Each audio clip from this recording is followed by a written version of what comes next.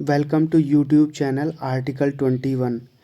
आज मैं आपको बताऊंगा कि अगर किसी भी व्यक्ति का चयन सरकारी नौकरी में हो जाता है और उसके अगेंस्ट में कोई पुलिस एफआईआर या केस रजिस्टर है, तो उस केस में उसे नौकरी मिलेगी कि नहीं मिलेगी, इसके बारे में आज बात करेंगे।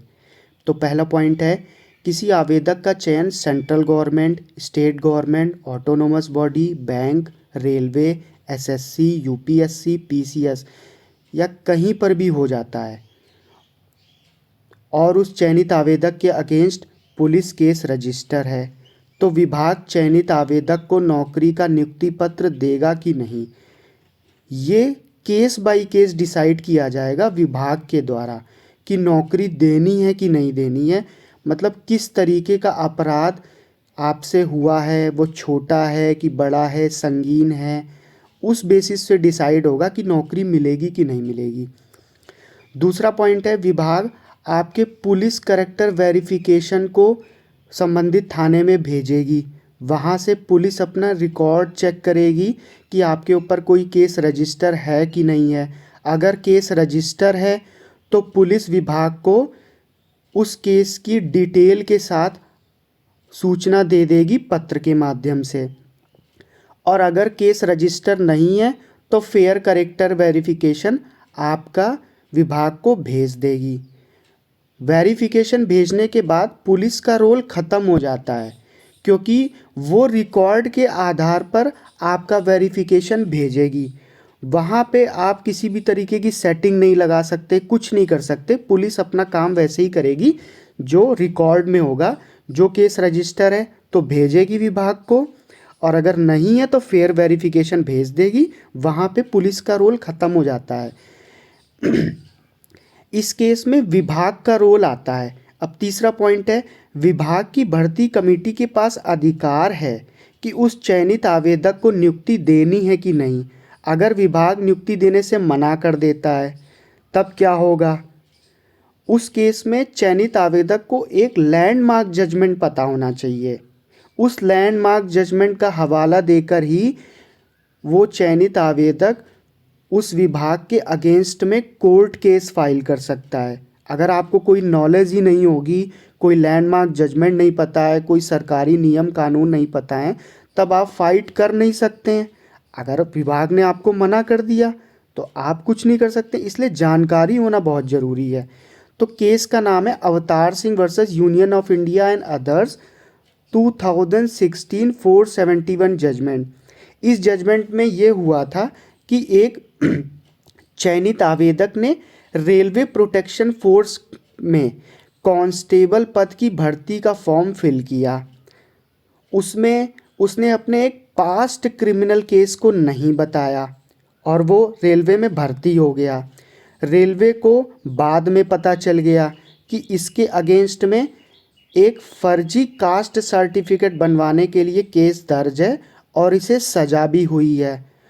तो रेलवे विभाग ने एक्शन लेते हुए उस कर्मचारी को नोटिस जारी कर नौकरी से निकाल दिया।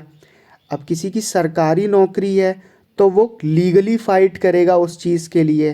तो उस कर्मचारी ने सुप्रीम कोर्ट में केस लड़ा था और सुप्रीम कोर्ट ने उसे नौकरी में अलाउ किया कुछ टर्म एंड कंडीशन को देखते हुए।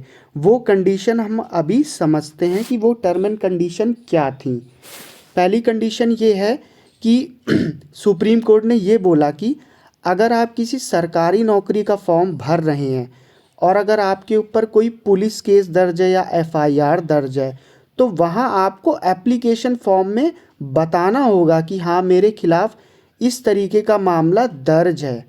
अगर आप इसको नहीं बताएंगे तो अगर आपका अंतिम चयन हो जाता है, फिर पुलिस वेरिफिकेशन होगा, तो वहाँ पे विभाग आपके अगेंस्ट में इंक्वायरी या एक्शन ले सकता है।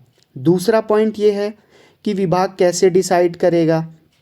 विभाग ये देखेगा कि आवेदक की गलती छोटी है या सीरियस ऑफेंस नहीं किया है, तो विभाग चयनित आवेदक को नौकरी दे सकता है या नौकरी दे देनी चाहिए, ऐसा सुप्रीम कोर्ट के इस लैंडमार्क जजमेंट में कहा गया है। और उसे माफ़ कर देना चाहिए अगर उससे छोटी मोटी गलती हुई है। तीसरा पॉइंट ये है कि अगर आवेदक की गलती बड़ी है, सीरियस ऑफेंस हुआ है, जैसे कि हत्या है, रेप है, डकैती है, या और भी कोई संगीन अपराध के लिए सज़ा हुई है और वो सज़ा काट चुका है, तो ऐसे मामले में विभाग चयनित आवेदक को नौकरी देने से मना कर सकता है और उसे नौकरी में अलाउ नहीं किया जाएगा। ऐसा विभाग का भी निर्णय होगा और ऐसा इस सुप्रीम कोर्ट की लैंडमार्क जजमेंट में भी कहा गया है। अगर आप फिर भी केस करते हैं विभाग के ऊपर, तो आप केस हार जाएंगे, आपको नौकरी नहीं मिलेगी। अगर आपने कोई सीरियस ऑफेंस किया है, अगर कोई छोटी मोटी गलती की है, तो उसे तो माफ़ कर दिया जा सकता है और नौकरी में अलाउ किया जा सकता है। ये विभाग के ऊपर डिपेंड करता है, सारे अधिकार विभाग के पास हैं कि वो आपको नियुक्ति पत्र या नौकरी में अलाउ करता है कि नहीं करता है।